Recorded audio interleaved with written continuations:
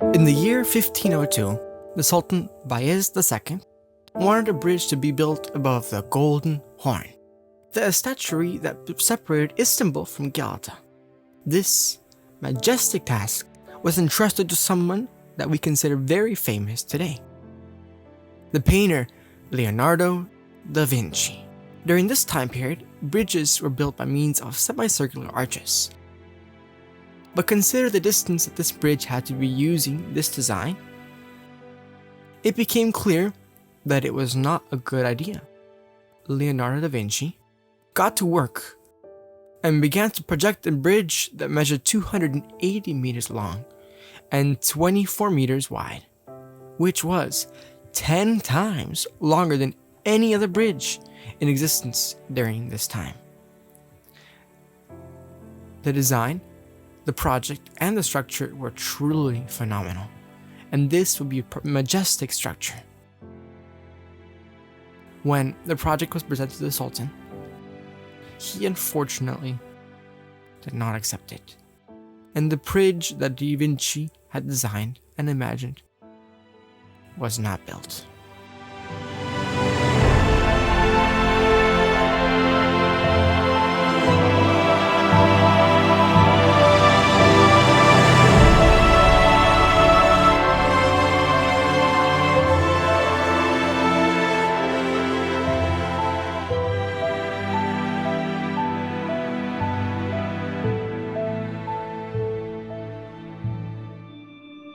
When God created human beings, the Bible tells us that He created man to be happy. Genesis 2:15-17 says, "And the Lord God took the man and put him into the Garden of Eden to dress it and to keep it.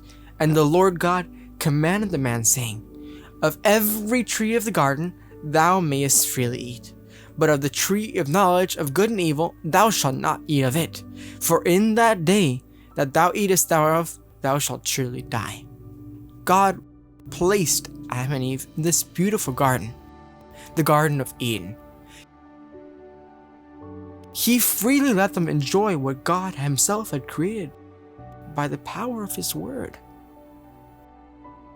But He gave them one single command: "Of every tree of the garden thou mayest freely eat, but the tree of knowledge of good and evil thou shalt not eat of it, for in the day that thou eatest thereof thou shalt surely die."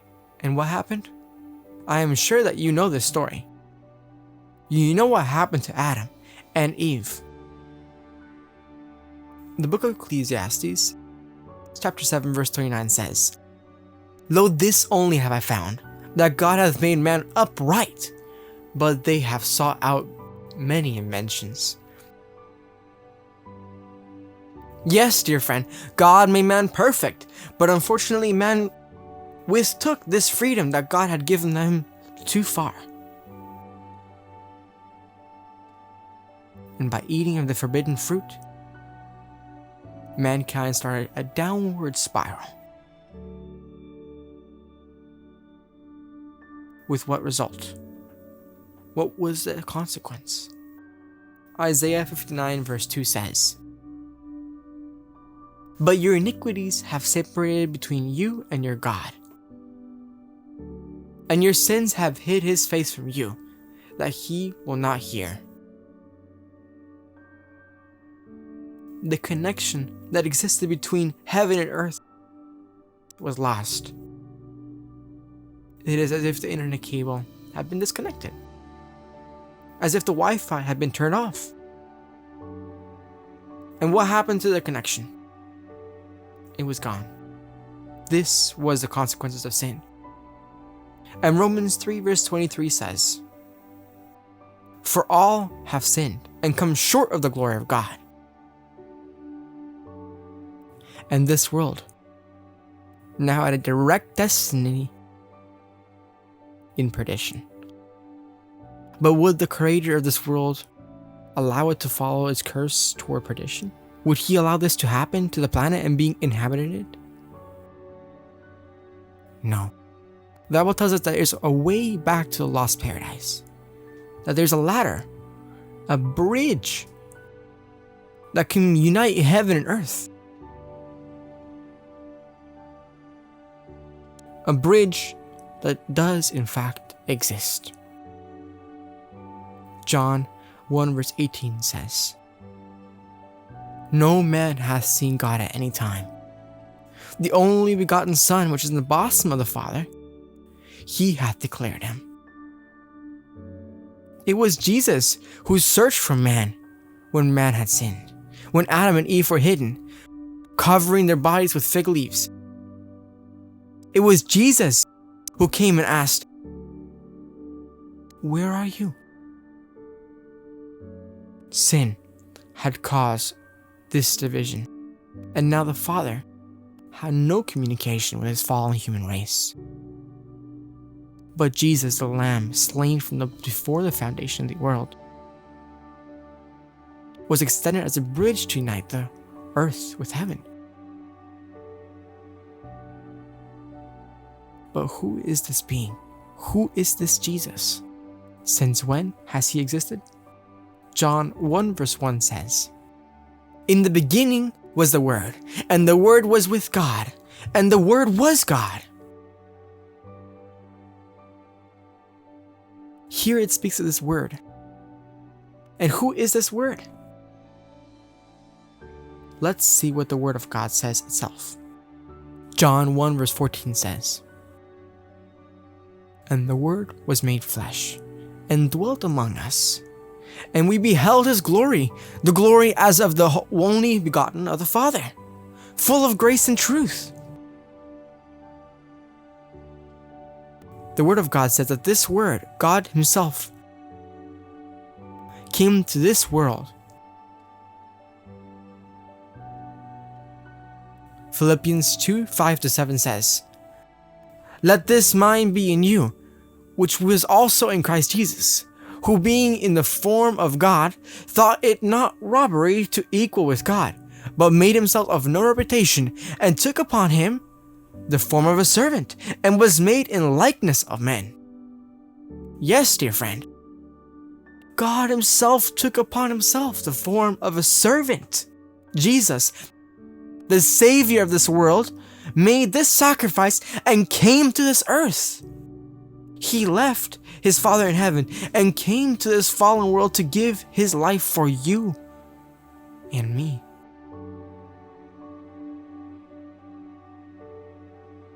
What amazing love. That's why John 3:16 says, "For God so loved the world that he gave his only begotten Son, that whosoever believeth in him should not perish, but have everlasting life." But I want to pause here for a moment. It is only the Bible that tells us of the Savior. It isn't only the Bible that tells us about Jesus. A very simple example is how we count. A very simple example is how we count the years. We say before and after Christ. A clear dividing point in the way we count years. We still turn to the historians such as Tacitus, a Roman historian who mentions Christ in his records, written around the year 116 after Christ. When talking about fire of Rome in the year 64, there is a record in the historical records that these who investigated, studied, and were contemporaries wrote. Another person in Ptolemy the Younger, whose 10 books of letters had written around the year 112 after Christ, have been preserved. In letter 96 of book 10, he writes to the Emperor Trajan to ask him what he should do with the Christians in this letter. He mentions Jesus Christ. Isn't it interesting? It wasn't only them, but also Sotianus in the year 120 after Christ, Lucianus, the Greek writer, and others. So we can verify the existence of Jesus without using God's word. But now the question arises, and why did Jesus come?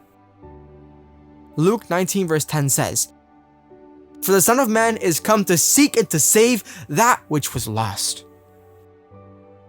When man fell into sin, this world was lost. But through our Lord Jesus Christ, we can once again return to paradise. Jesus opens a door for us to enter. Matthew 20 verse 28 says, "Even as the Son of Man came not to be ministered unto, but to minister, and to give his life a ransom for many." That is what our Lord Jesus Christ came to do. He gave his life. He spent his time on earth doing good.